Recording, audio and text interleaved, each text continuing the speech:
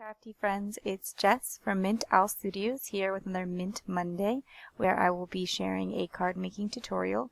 I'm going to be using the My Dear stamp set, which was released on January 5th, so is now available.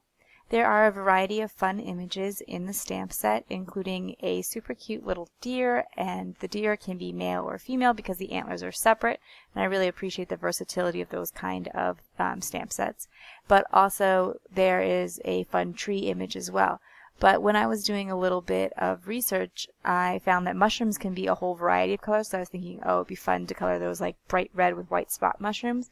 But in fact, mushrooms come in a lot of colors, so then I thought, well, why not just do a rainbow of mushrooms? And so in order to set the scene, I'm going to be doing a little bit of masking. I started by stamping both of the mushrooms on the Ink-a-Dink-a-Doo stamping mask paper. And then I cut those out. It was very simple to do, obviously, because there's nice clean lines on these. And then I started stamping down the mushrooms, laying the mask on top and stamping down another mushroom. Keep in mind that whatever mushroom you stamp first is going to be the one that appears closest in the foreground. And so if you want to make sure that a couple of the mushrooms are most forward, then you'll want to stamp not in a line like I'm doing here, but stamp one out to the side and then cover both with masks. So you can get a variety of looks depending on how you do it, but just kind of keep in mind that you might want a couple extra masks if you want to do a little bit more complicated of a scene. Now I knew that I was going to use 6 mushrooms because I wanted one for each color of the rainbow, as I won't be doing indigo, I'll just be doing blue and then the violet. And so I'm making sure that I staggered them in such a way that 6 will fit across.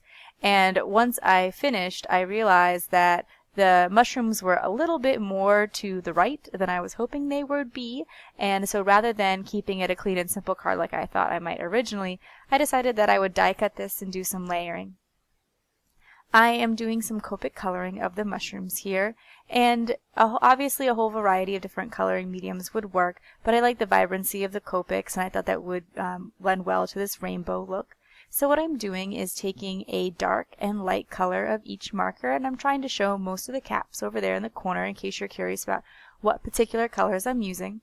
However, it doesn't really make much of a difference as long as they're just 2 colors that blend relatively well together.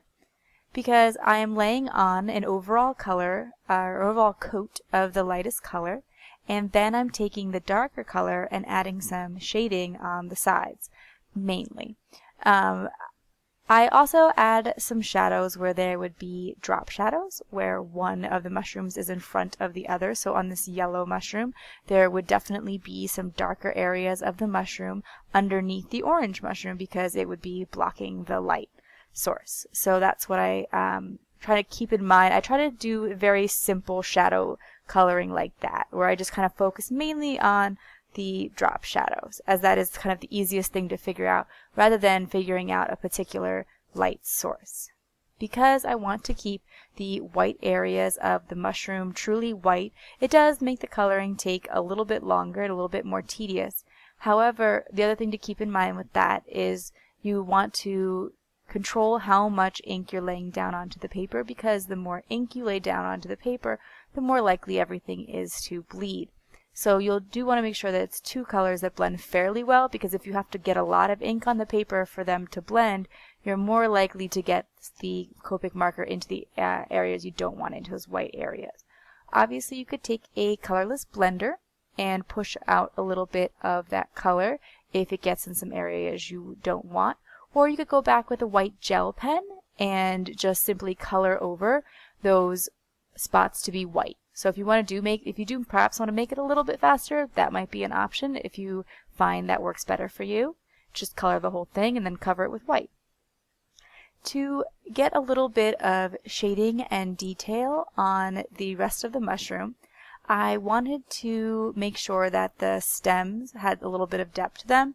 And so what I did is I took a simple W00 marker and then a W1 and added a little bit of shading to each of the edges, and that makes those stems appear rounded because they have those darker spots on each side. Now, one of the things that I wanted to share with you in this video is how you can make Copic grass, because I really like the way that this looks and it was a fun technique for me to learn and something that I like to do, so I thought it'd be a fun one to share with you. So what I tried to do is start with a light color of green, and so in this case I am using G40, which is, as I said, a very light color of green, but has a slightly sort of limeish undertone to it, which I thought was better than a really like pastel-y green. Then I'm going to just pick a variety of green markers. I want them to be distinctly different than each other because I'm not trying to blend here. I don't want them to be so close that when they're next to each other they start blending together. I want them to be pretty different in their colors of green. So I believe I have a YG13 as one of the colors, and then something like a G07, and something maybe a little bit darker like a G94. And basically what I'm doing is flicking in little bits of grass. I start with my lightest color, then move to the medium, and finally the darkest. And I try to make sure that when I go in with the lightest, I leave some areas blank, as I want to fill in the grass and make it look more full as I go.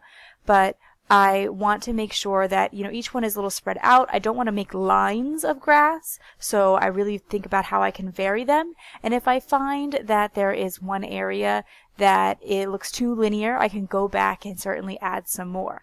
But all it is just layers of flicks.